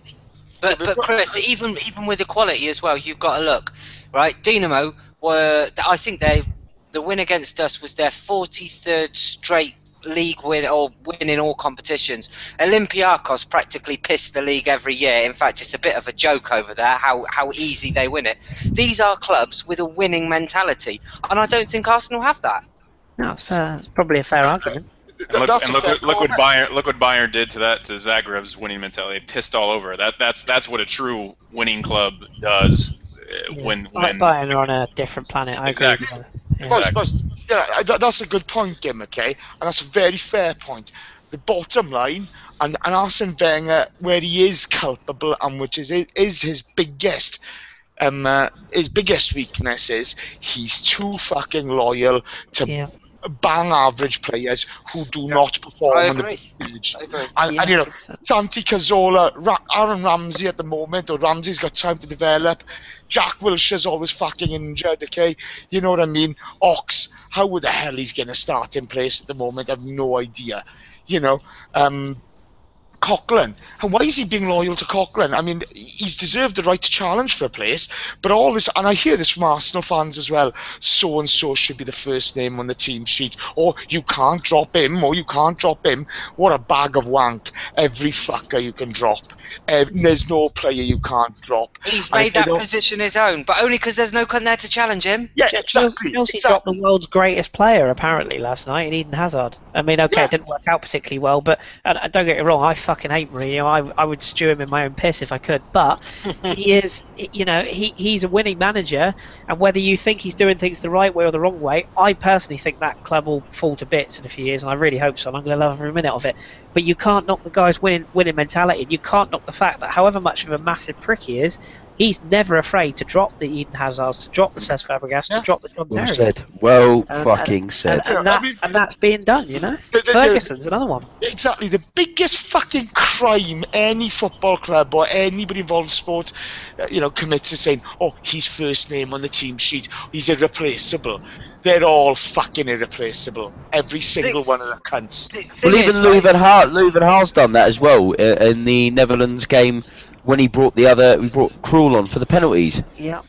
But you got to be brutal sometimes. Gim, you brought up a point. You said the manager has to justify his decisions, right? And I agree with you to an extent. The only person he has to justify his decisions is his boss, which is essentially Stan Kroenke, the ownership. What about the 60,000 fans that paid good money to watch that shower last night? Here's why. And this is going to drag on, which is fine, but I think it's a good debatable point.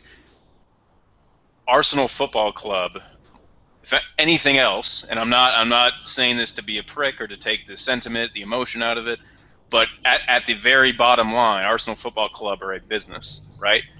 The fans, the season ticket holders, they're customers, okay? Now, if customers don't like a product and they really want to make a change, what do you do as a customer? If you bought a piece of clothing at a store and the thing fell apart the minute you took it home, what would you do? You'd go, you return it, you wouldn't give your business there anymore.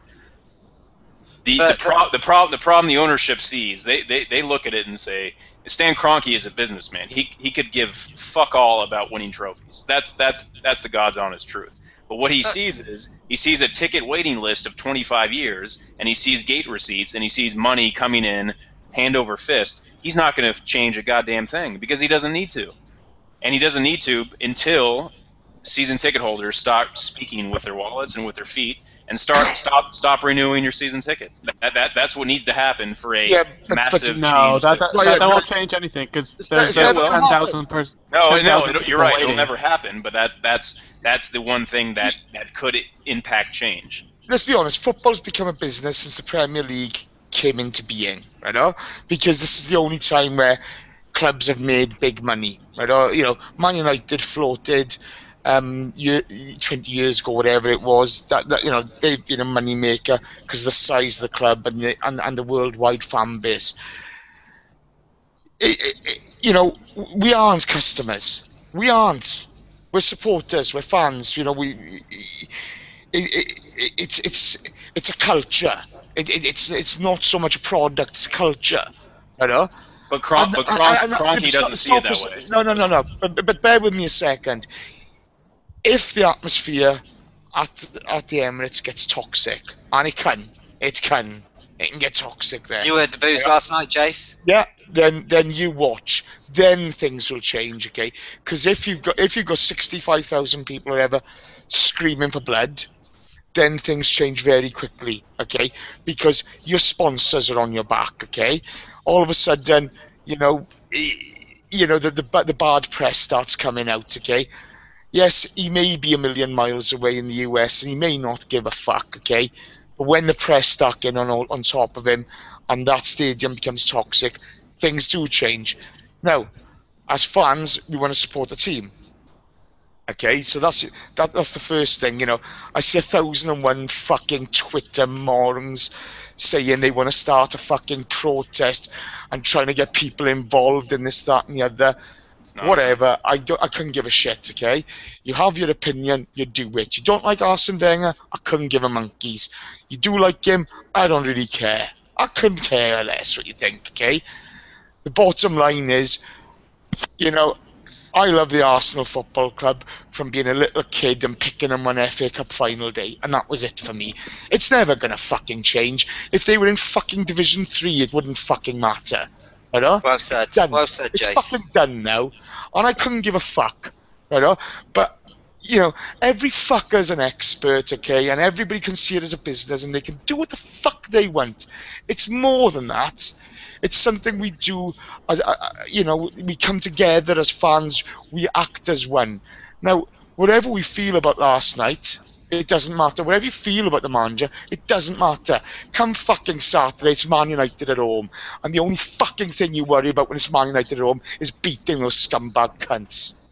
Exactly, and just to round off that bit as well, 100% agree. And also, people talk about Arsene Wenger and, you know, it's Wenger in, it's Wenger out. You know, we're all Arsenal fans. It doesn't really matter what anyone says or whoever has a banner or protest. And, you know, don't get it wrong, everyone's got the right to voice their opinion, but nothing we say or do will change unless, as you say, the advertising is hit or, you know, the gate receipts is hit. And the bottom line with Arsene Wenger is the only person that's going to decide when Arsene Wenger leaves Arsenal Football Club is Arsene Wenger, because the board are more than happy with the money that he's bringing in, and they're more than happy with the way that we are. We're always going to be in the top four. We're always going to be in the Champions League. We're always going to be we're always going to be challenging enough to justify the money coming through the tills. And it's only when we finish 8th or 9th or have a season like United did under Moyes that they'll look at it again. And I honestly think, I said this to a couple of guys last night, I honestly think that the only reason Arsene Wenger is signing a new contract every couple of years at the moment is because he personally doesn't think there's anybody good enough to replace him at the moment. And that's either arrogance or it's fact. And, you know, you can debate that for as long as you want, but that's the reason I think he stays. Sorry, boys. I just want to clarify one thing. When I was talking about protests and what have you, okay, you know, if you look at the BSM, okay, they do a wonderful job. They don't protest about the manager. They protest about the fan experience. That's what they do. But you see people on Twitter, okay, who want this little bit of Twitter fame or whatever, and, I'm trying to organise something. Who the fuck are you? You're not trying to organise anything for the fucking fans. You're trying to organise something for your own fucking ego and your own fucking fame. Go fuck off. Know who you're talking about. Fucking nailed that, Jace, mate. You fucking nailed that, mate. I'm fucking bored of seeing that fucking shit. I couldn't give a shit what anybody's opinion. Grabbing cunt fucks. Mind my French. Yeah, you look at what the BSM or the AST do, whether you agree with it or not, they do it for the fan base, not themselves. And they're to be applauded for that. And, you know, I don't give a shit what you think, okay? They are not doing it to be self-important. they're doing it for the fans. Well, everyone wants to jump on their bandwagon, they can do whatever they want. Everybody's due their opinion. Okay? But don't fucking expect me to buy the fucking bag of wank you're selling if you're doing it for your own fucking purposes. Because that is a bag of fucking shit. Go stick your head up your ass. AJ, what's the next question, man? AJ. AJ. You've just got to do his dive and then he'll be am back. currently unavailable right now. Oh, Stevie G's robbing his house. Fuck off, Jason. AJ. Yeah. Good. Is it good now? I have or- no idea what he's for. Oh, yeah, hello? I don't even know. Have you got any more questions, AJ? Yeah. So I'm gonna summarize the last two and just make it kind of one question. Brilliant. So there's one from @CrazyT, and he says, "What the hell has happened to our club?" And another one from @ThisIsDima. How long before we see an ad for Arsenal fans' suicide hotline? So basically, I'm just gonna convert that into my own kind of question, and basically saying, what the hell's going on? Do we think, keep it somewhat short, but I'll go down the line. Do we realistically think, or what are we realistically thinking we're gonna get out of the season? In the league, in the League Cup, FA Cup, Champions League. I'll start off with Ryan. Just give a quick summary. What do you think at the moment we are right now, starting October? I know it's early days, but where do you see us? First of all, what the hell has happened to our club? Calm the fuck down. It's really not that bad at the moment. I mean, it could be a hell of a lot fucking worse. Just go up the road north a bit and then see how bad it really is to be that fucking. Or you could go. You could do with me and be in Stoke. Exactly. So Fucking let's hell. the sky isn't quite fucking falling on Arsenal fandom quite yet. That being said, Keep your head up. That being said, yes, we expect more because we've achieved more and we've seen better in the past with the current players we have. So that's why the expectations are high, and that's why the frustration and disappointment is there, which is realistic and fair. All that being said, listen, this league, not a lot of great quality out there in any team right now, and we're in good a shape as any to compete for the league title. And we, like Jay said, come Sunday, we have a big statement of intent. If we want to make a good go at it, is to get at these cunts for Manchester and really put on a performance 1 through 11, make a statement, and put this bullshit Olympiacos behind us and push on. Oh. He's bang on the Monday, okay? Sorry, I'll just give it quickly. What the hell's happened to our club? Grow the fuck up, okay? We're 4th in the league. We're 3 points behind the leaders, Man United. We play them Saturday. We've lost 2 games in one competition, and it, as dire as it is and as unacceptable as it is, it ain't over fucking yet. And who cares if it's Bayern Munich? We fucking go again. We go at them and we have a crack. We just beat Tottenham in the North London derby and we're through to the next round of the Carling Cup. Fucking hell. Have a meltdown, have a rant and fucking get over it. I'm going to jump in there next, actually. I've said this, I've lost count how many fucking times. I feel that a lot of the Arsenal fan base on Twitter are quite young. So what that means is they're used to a certain way of an Arsenal. So they're not used to what Arsenal used to be before all this winning took place. And, they're used to a certain way of football. And everything's expected by pressing a button in that aspect. When you just press a button and something works or something happens and something works out. I'm getting sick and fucking tired with that mentality. Well, I think we're being a little harsh. Maybe it's just because I'm biased because basically my whole life. Dude. But your views are different. That I've ever had. Yeah, but your views are different, AJ. Completely different kettle of fish. What I'm saying is they expect everything to happen at a button, and just perfectly put what Jason just said. We're 3 points behind Manchester United at the top of the Premier League, and they're tweeting. You know, it's all well and good. It's all well and good. It's just frustrating. It's like, really, dude? No, nothing's wrong with a club. You just need to remain positive. Nothing's gonna. The more negative you are, all the worried, all the stress, it's not helping anybody. It's not helping yourself. Just have a more positive outlook upon it. On it. Stevie, do you think the divide in our fans rubs off on the performances of the players? Yeah, 100%. Dude, at the end of the day, are you trying to tell me that not one single Arsenal player or Arsenal staff that leaks down to the Arsenal players, you don't think they know what's being said about them on social fucking media? I know.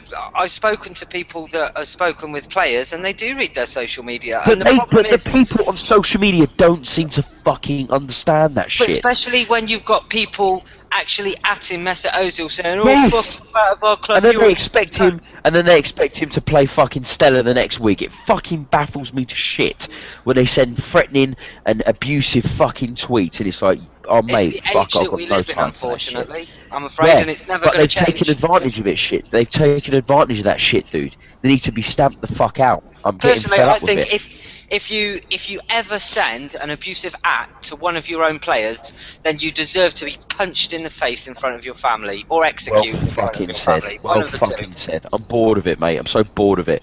Everything expected by a click of a finger. That's all I'm saying. I'll expand on that, sorry. If you ever send an abusive tweet to one of your own players, you're not an Arsenal fan. Simple as that. That's even worse.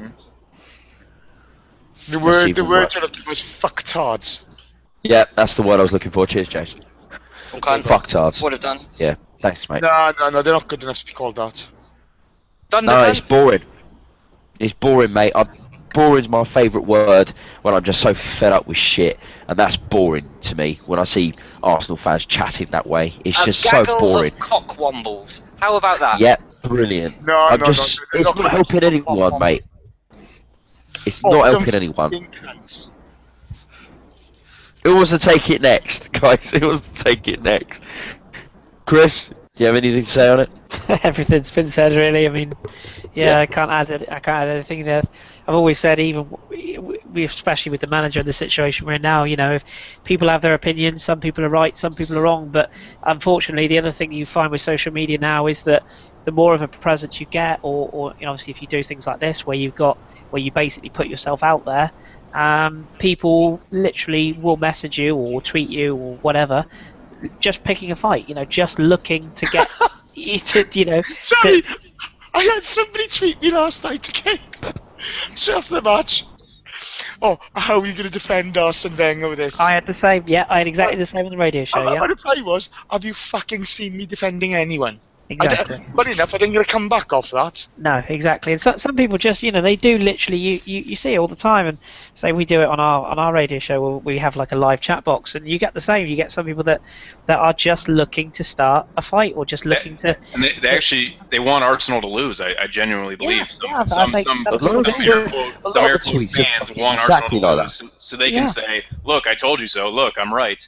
Yeah. Look, I've got my 10 minutes of fame. I'll go fucking suck a dick. I can't fathom that. I can't genuinely fucking put any suck a dick. And again, like Raja said on our parish, we were saying on a pod he was on the other day that I think some of our fans have only really ever known Arsene Wenger, and we've been spoiled. We really have been spoiled in an era. Well, that's exactly where I'm coming from. Yeah, I agree with you. That's exactly where I'm coming from. They're spoiled, and they expect everything to be pressed by a button. Don't get me wrong; they're not all like that. I'm not generalising here, but a lot. Exactly, a lot of the Arsenal fans or of the younger ilk are expecting things at the flick of a switch. I'm not saying everybody is, but I'm just saying a lot. Yeah, agree. I'm just saying a lot. All right, AJ, have you got anything else, or are you all gravy, baby? Oh, gravy, baby. Fantastic stuff. All right, cool. We'll do a quick shout-outs thing, guys.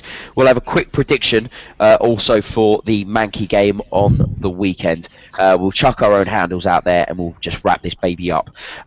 So quickly, shout-outs. Should we do shout-out first or predictions? What do you want to do? Either way. Either way? Alright. Let's do predictions first, actually. I think that wraps up better.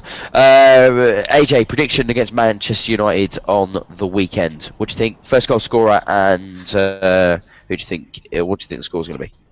I think it's going to be a difficult game, but we are at home, which, to be fair, really doesn't ever, or this season hasn't really helped us out much at all. I think it'll end 2-2. I think both teams' attacking options are decent. Defensively, both not that sound. So I'd say probably 2-2 and Walcott to get the first goal. Cool. Jace? 3-0 to the Arsenal. Rambo to score first. Beautiful. Chris? Oh, 2-1. Coming from behind. I don't really care who scores for them, really, but hey. I bet they fucking will come from behind. Yeah, I tell you what, Martial will probably score, and everybody will be on a wank fest about how he's the second coming of Pele again. But no, I think we'll have enough because I don't think they're particularly good at the back. So yeah, 2-1 to us from behind. Gim? 3-2, Walcott first scorer. Brilliant. And Ryan? I'll go 2-1, Santi penalty. Is it going to be a hat-trick duo? No, it can't be 2-1. Only a duo, no hat trick. No, the hat-trick duo is only 2 goals. Hat trick duo is a 3-2 scoreline. Fucking suck a dick, you fucking pellets. Fuck off. I'll go for... Yeah, no, fair enough, I did say it. Fucking fair enough, I did say it. But you bet.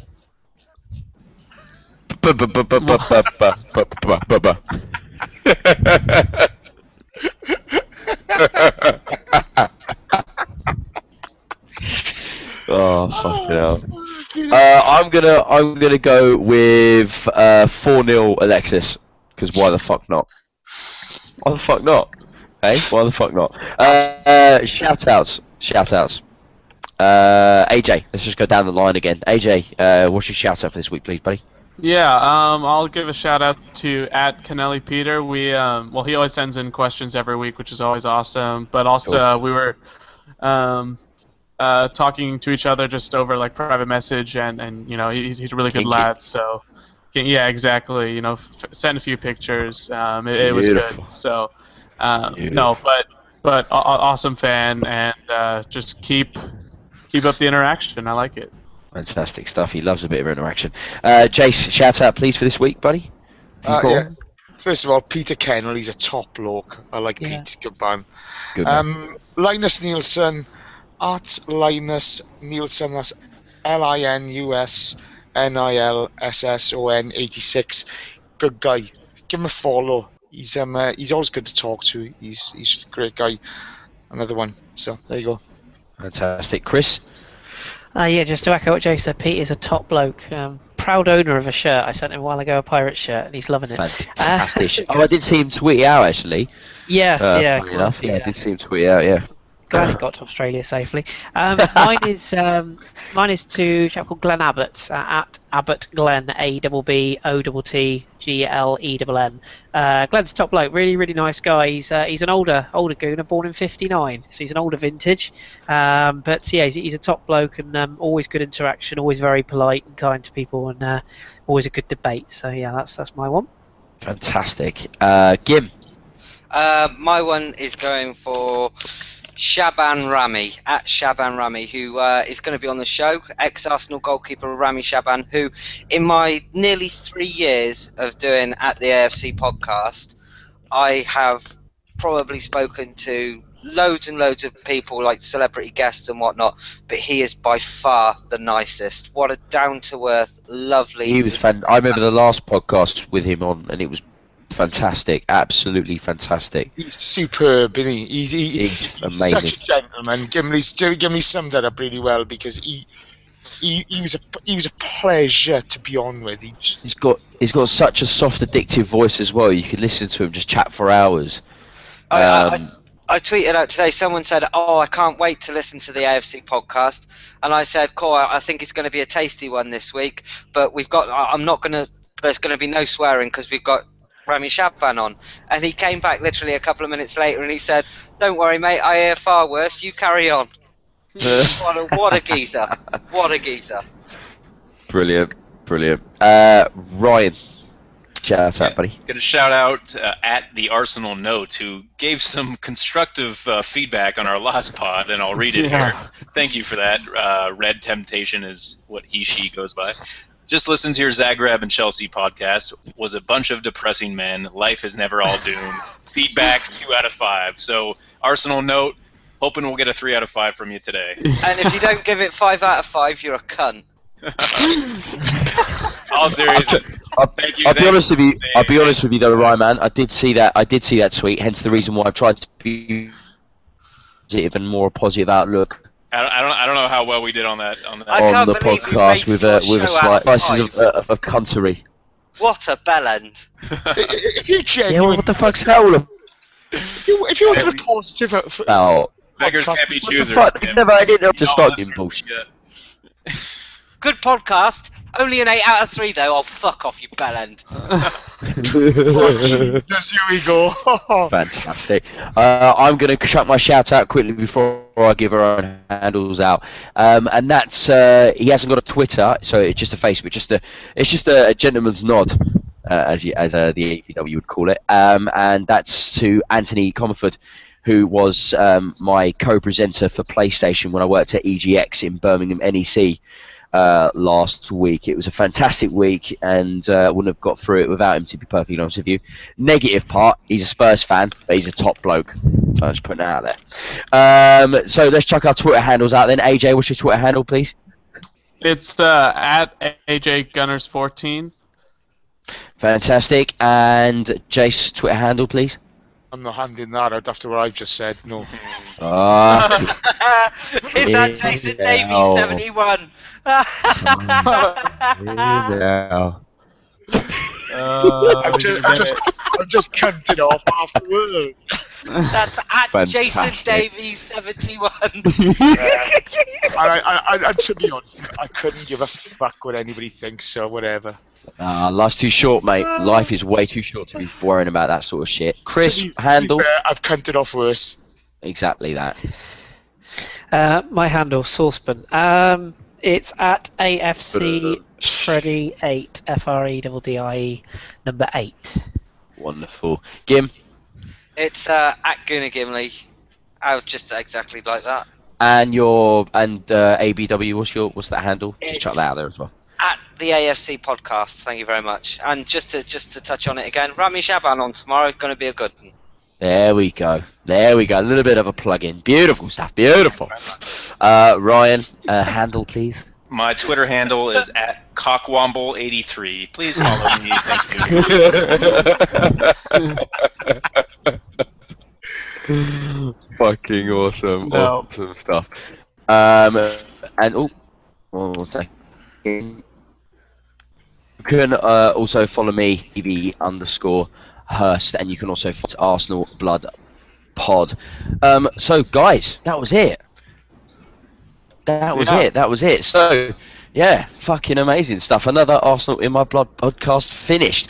I say bring on the Manx on Sunday. I say 4-0 with cheeky Alexis goal, and as always, up the arse.